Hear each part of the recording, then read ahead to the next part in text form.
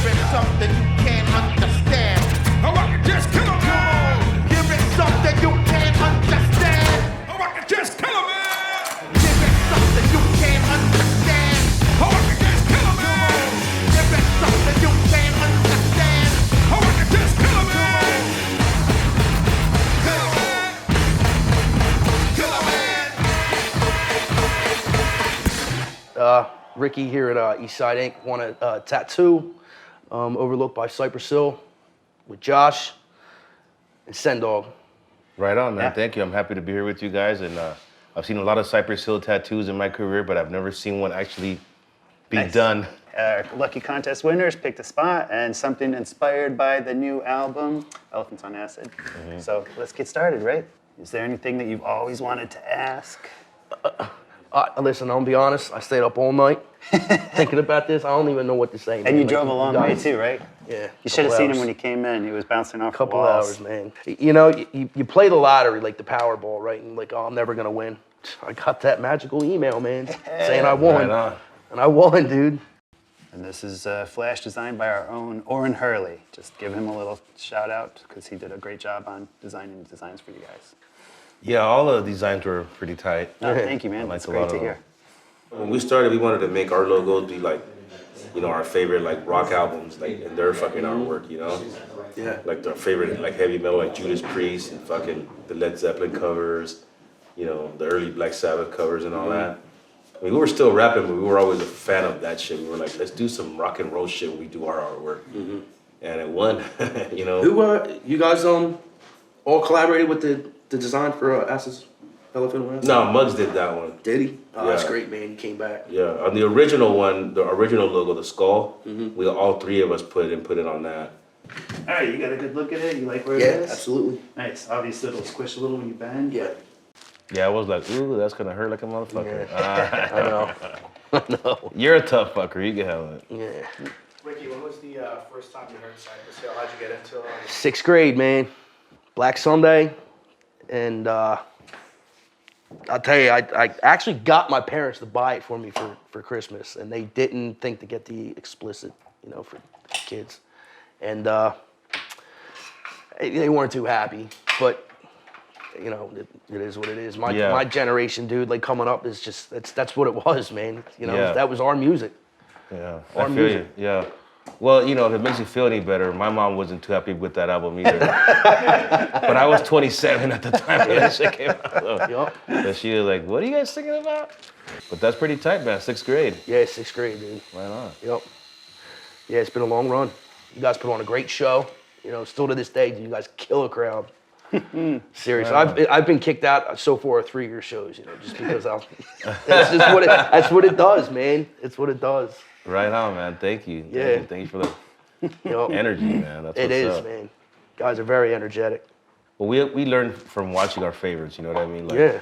All of our favorite acts that we saw all had great concerts. Beastie Boys, Public Enemy, nice. Run DMC, LL. Yeah. They all had great shows. Yeah. We were in the crowd watching, so you know, we were just learning and absorbing, you know, watching what they did and then applied that same energy to our thing. We just wanted to be good. Yeah. You know what I mean? We didn't want to be a lazy, you know, with a water bottle and a towel on my shoulder, rapping. You know what I mean? How long were you guys rapping before you guys were signed? I started rapping in 12th grade. I was 17. Okay. Oh, nice. You know what I mean? I saw, I cut class one day and I went to we used to call them ditching parties. Mm-hmm. And you just basically find an abandoned house around the school and set up, you know, turntables and 40s. And I went to go see some dude named Porky, best pop locker in our area. Right? And I wanted to see him pop lock, but this day he didn't want to pop lock, dude. He wanted to rap. Right. And he started rapping, and in my mind, just being a young, naive kid, I thought you had to be from New York to rap. Right. So that day I looked at him rapping and I go, oh man, anybody could do that? I must do that. And then that next Saturday at home, I saw Run DMC on Soul Train for the first time. And then I was really, that's what I want to do. Yep. You know? And then I set out from there. Me and my brother started like a little hip hop group, me and him, and then we had a DJ. We used to go out doing backyard parties and stuff. Were you with B the whole time? Or how'd you guys No, B came in later. Him and my brother were in a part of a breakdancing crew. Really? Yeah. I love the breakdancing connection. He came, my brother told me one day, he goes, hey, I got a kid that raps pretty good. If you want to see it, maybe we can make this like a 3-man, you know, attack. And I go, well, bring him down. Let's audition him. That's how serious we were at 18, So B came down in front of my mom's house, and he must have rapped for like, in front of me, because I was like the dude, in charge of the crew, right? So he rapped for me for like 5 minutes. And after like 30 seconds or 40 seconds, I was like, oh, this dude's good. He's in. But I let him rap anyways, I let him rap it out. So I was like, yeah, man, let's do this. And we had Julio G back then in high school. That was our DJ, our first DJ. Mm-hmm. He introduced us to Muggs later on. Right. And we just used to go around all over the place, man, with these camouflage jackets. And just all three of us camouflaged out with Adidas on, just anywhere they let us rap, we would rap. Yep. And in those days, rapping was an outcast thing. Yeah, you know absolutely. what I mean? If you rapped, you were like, oh, here come those hip hop dudes, Yep. man, and they're gonna want to rap. And, you know what I mean? But we were ahead of the curve. We knew how big rap was gonna be, just everybody else didn't. It's amazing how that's changed. Huh? Yeah, big time. Nowadays, I'd say tattooing too. No one ever took that seriously back in the day either. Yeah. Rap and tattoos. So we just kept going and going and going, and then eventually my brother Mellow Man got a deal with Capitol. He went solo, and Muggs was producing a band in Philly called 783, and our DJ Julio had gone to the radio station K-Day. So it basically left me and B like on the block, like, what do you want to do? I don't know. What do you want to do? Should we make a group? Yeah, let's make a group. What are we gonna call it? The whole time our block's name is Cypress Hill Avenue. I was like, well, let's just call it after the block. Okay. Do you remember some of the names you didn't go with? I bet there's got to be some good ones. Well, there was one, Be Real and Sen Dog. We were like, oh, no one's gonna care for that, dude. Like, But we weren't that clever yet, so we had to experience the whole, going through, the life of an artist and trying to get signed and create something and stuff like that. And then there was Muggs that came up with the idea.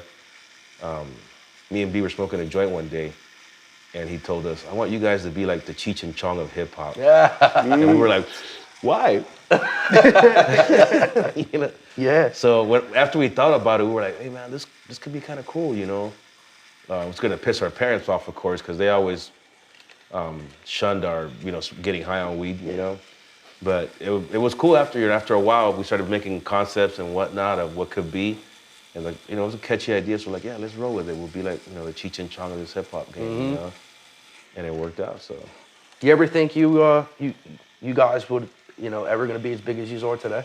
No, hell no, nuh-uh. We thought we'd get like about a 5 or 6 year run. Yeah. And maybe do 2 or 3 albums. And we thought girls wouldn't like it because it was too underground hip hop. Mm-hmm. And we were wrong about all that. So, one thing that we did know was gonna happen, that we were gonna get a record deal, because we were hell bent to get a record deal. But we didn't, back then hip hop bands didn't last that long. Yeah. You know what I mean? Even the biggest dudes, Run DMC faded after like 12 years or something, or 10 years. Yep. So we weren't even thinking longevity or none of that. We were just thinking like, let's get a record deal and get some quick money on it. Yeah. You know what I mean? And absolutely. Parlay that into something else. So I had a job at UPS at the time, and Muggs talked me into quitting. Was he from Cypress? Cypress that too? Muggs? Yeah. He's originally from Queens. Okay. Oh, really? All right. From Flushing. That's cool. And then when Bobo come along? We toured with the Beastie Boys at 92. Henry Rollins, there was Beastie Boys tour, then Henry Rollins, and it was Ice Cube's group, Lynch Mob. Yeah, Lynch Mob. Lynch Mob. And they weren't too polite, so they got kicked off the tour. Oh, no. Really? Yeah. So they called us, would we do the last 3 weeks? And we were like, with the Beasties, our idols? Yes, let's go. So Bobo was playing with the Beasties at that time. When I saw him play there, I go, I got to get that guy or somebody like that guy. Yeah. So we became friends, kind of, and I asked him to do like these college shows back home for this little 2-year college deal. And it was basically set up a concert to raise money for Latino studies, And I told him, we'll do the shows for free, but you guys got to let my sister come to school for free here. There you go. Wow. Nice. So we did it. Every year that she went to school there, we did this show, they raised money. And Bobo came to the first one. And when he played with us, because there was never a sound check or nothing, he just came and set up. And me and B looked at each other when we heard what he was filling in our music with. We were like, oh, Wow. So we decided to go, effectively go after him, even though he was with our, friends, the Beasties. We let him make that decision. And at that time, the Beastie Boys were calming down. Yeah. They weren't so much the crazy party animal dudes anymore. And Cypress, we were just wild ass animals. Yeah. Yes, these were. Yes, these were. Bo wanted to hang with us, so he eventually made the move, and Beastie Boys blessed it. You know, so it was cool. Nice. Yeah. So I think his first actual real show with us was Woodstock '94. Wow, Woodstock, man. Jesus. 500,000. Yeah, yup. Ocean of people. You couldn't see where it ended at. Yeah. Wow. What was that like, man? That was our first show that we got there and did, and I looked at the stage and I'm like, man, we need some props. Because this stage is huge. We could have landed a helicopter on this stage. It was so damn big. Wow. So that's when we started doing like the inflatable Buddha and all that. Yeah, I remember that. I remember And then that. we made a 8-foot bong, Excalibur, all just to trip people out on stage, you know. Do you still have any of your old music you guys first started making? You guys still Like got, the demos? Yeah. Oh yeah. I Yeah? got them. I Okay. got the cassettes and Nice. one of those songs actually made the first album, Real Estate. Oh yeah. Yeah, that was one of the demos that made the album. But yeah, there's stuff on there that I wouldn't be embarrassed if you heard. I bet it's awesome. You know that when you hear yourself and you're like your 20-year-old voice, and you're like, oh shit, who's that? You know. But yeah, we still have them. My mom keeps a lot of that stuff from the old days, and she just doesn't get rid of anything. So we give it to her. Well, she's proud of you. Yeah, she is now. When I told her I was quitting UPS, she's like, oh, you got benefits. Losing some benefits. I knew it was the benefits. Yeah. Go to the dentist first before you quit. That's good advice, though. Yeah. Yeah, I think out of all the albums, I think my top is Cypress 4. Cypress 4, I think, just took it from me. It was one of my favorite. Yeah. Oh. Yep. And one of the best shows too. That was with the Hear No, See No, Speak Yes. No? Okay, that one. Yes. Yeah. I actually wanted to call that album C4. Oh really? Yeah, the label tripped out because it's the Bombs. fucking... Yeah, it's Yeah, bombs. yeah, I get it. Yeah, that was a great album. Great album. Yeah, we had fun making that one. That was... I mean, we had been to the top of the mountain with Black Sunday. Yeah. And Temples of Boom kind of kept us up there. Yep. But C4, we were able to just relax and not be like, oh, the label wants the album in, 5 weeks. At that point, we were little veterans already, so we were like, and so what? They'll wait till it's done like everybody else will wait. Because Black Sunday, they hurried us. And we've done that record inside like 3 months.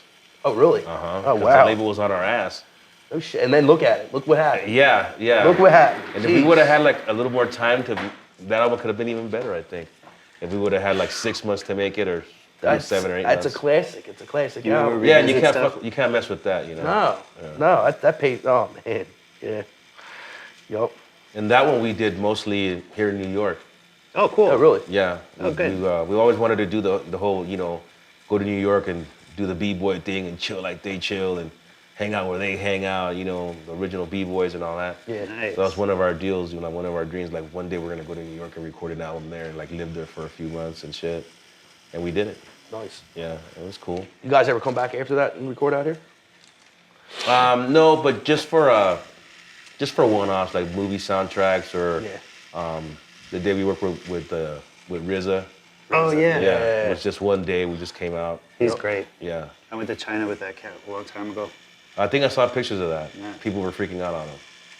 Yeah. Yeah, we went all the way to Shaolin Temple, went up to the Wudang Mountains. He met the actual Wudang, where they got the name Wu-Tang from. Really? I think he Oh, was that the must have been first pretty black neat. person they'd ever seen up on that mountain. Oh, by the way that people were tripping out on him, that Yeah. we were looking at him, I think it was. Yeah. It was pretty wild. It was an interesting trip. But he's a great guy.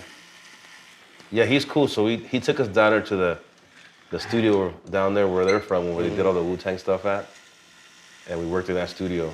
Nice. Yeah, where they did Nice. the first couple albums or whatever. It was pretty cool. Wow. So have you ever been banned from anywhere? From doing a show? Japan. Yeah. We've been banned from Japan for a minute. Really? Yeah. Because we all got Drug reference. We all got marijuana arrests in the United States. Oh, yeah. Like me, B, and Muggs, and Bo will all have been arrested for pot. Oh, and they're strict. They'll turn you away once you get there. Send you Yeah, right back. they'll let you get all the way there and then tell you, no, you guys can't come in. The next flight's tomorrow at 10 o'clock. Go. Happened to a certain friend of ours. All because of something that happened here in the States? Yeah. Oh, that's yeah. crazy. But now with the Prophets of Rage going over there, Yeah. and Be Real and management, Yeah. they were approached by promoters out there about bringing Cypress Hill back. Nice. Because the last time we went was '94. But the demand has grown for us out there, and they can't deny that. Yeah.